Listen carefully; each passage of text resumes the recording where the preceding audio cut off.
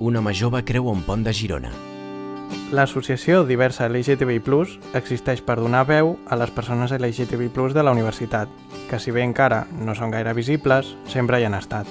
Creua una plaça del casc antic.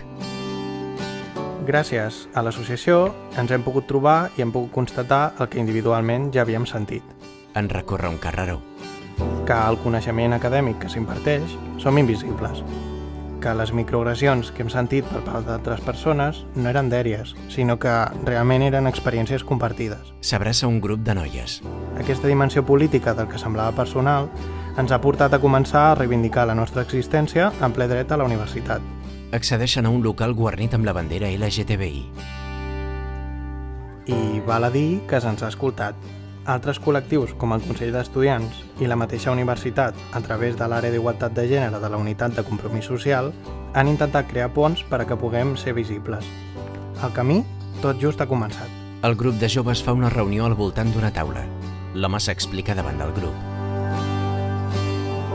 Em dic José i soc membre de Diversa LGTBI+, a la Universitat de Girona. En José, amb barba, ulleres i de cabells canosos, somriu a càmera. Sobreimprès, #HistoriesUDG.